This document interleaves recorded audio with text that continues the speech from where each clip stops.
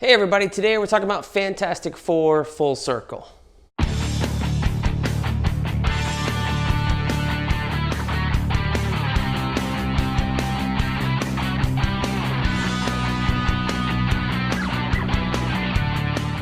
Hey everybody, and welcome back to BK's Bullets. As always, I'm your host, Brent, and today we're doing a review of Fantastic Four Full Circle by Alex Ross. So, what is this book? Well, I did an overview of this book on the channel, so if you want to go check that out, you can. But this is basically a one-and-done story of the Fantastic Four, written and drawn by Alex Ross, who for once doesn't do all the colors. We have colors by Alex Ross and Josh Johnson. So you're not getting a fully painted Alex Ross work here the way that you would if you had read Justice from DC or Kingdom Come or some of the other books that he's done since then. I mean, Justice was penciled by Doug Braithwaite, so I don't know if people would count that, but it is full Alex Ross paint over Braithwaite's pencils. This here is just Alex Ross doing pencils for the most part. There's some places where it looks like he painted on, like Human Torch, kind of looks like he did some paint job there, but everywhere else is a different coloring thing, and you're getting this like Art Deco, or not Art Deco, 60s new wave, like blacklight book, that kind of thing in the colors, because most of the book takes place in the negative zone. So that's kind of the reasoning for it. But even in the real world, we're getting this kind of muted color palette here as we're in the Baxter building right now. So yeah, it's fun. It's a beautiful book. I mean, Alex Ross is just one of the masters right now. He is killing it. All his covers are phenomenal. Just the way he poses people and draws people, you can really tell about the craft that he has learned and developed as an artist, because there's literally nothing in here that I would be like, well, I would draw this differently, or that looks bad. Every page is astonishing. Even some of the ones where he does like this weird layout thing, I'm still finding things to look at. This book is in magazine size, so it's like the same size as most of the bigger Black Label books. So there's a lot to look at here. There's a lot of details captured in the artwork. It's just a phenomenal book to hold and read. I mean, yeah, what says like 1960s other than this page, double page spread right here. My main complaint though is I think the writing. It's a fun Fantastic Four story, don't get me wrong, but it feels really short. I'm not sure if the page count on here, if it's like 80 pages or whatever. It is an original graphic novel. There's no page numbers on here, but the pages are so thick. What looks like it could be 80 pages really feels like 40 or 52, I guess.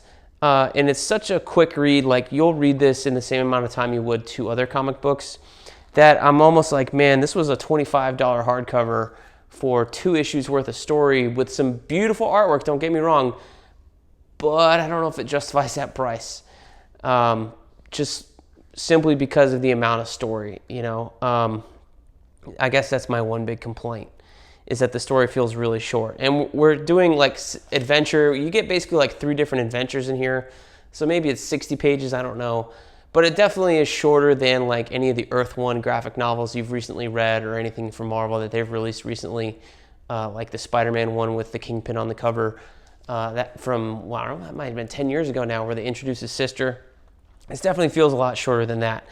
And also too, I think because there's not a lot of dialogue on the pages. Like you could take your time and really read it and pour through all the artwork and stuff, but if you're just reading it like normal for the first round and then you're gonna go back, you're gonna blow through this book. And I think that's my main complaint, is that it feels really, really short. And it's so short, it also feels short because of those 3 different adventures you have.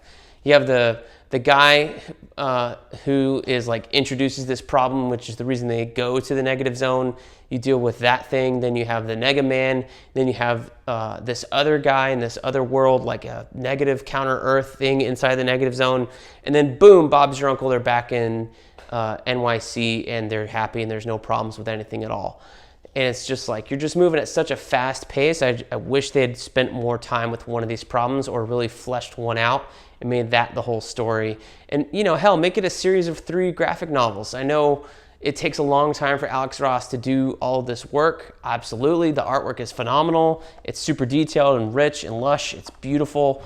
But I would rather have a fully fleshed out story than this quick little, like it feels very fast.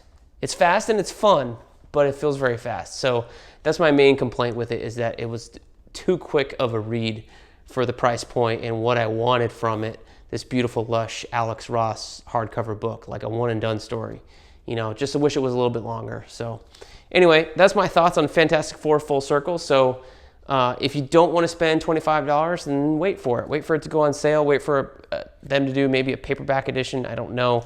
This is printed by, it says Marvel Arts on the left. It's not from Marvel per se. I think it's like a licensing book. But it says abramscomicsarts.com on the back, at Abrams Books. So different publisher, maybe a license thing. Maybe that's why it's not that long. I don't know.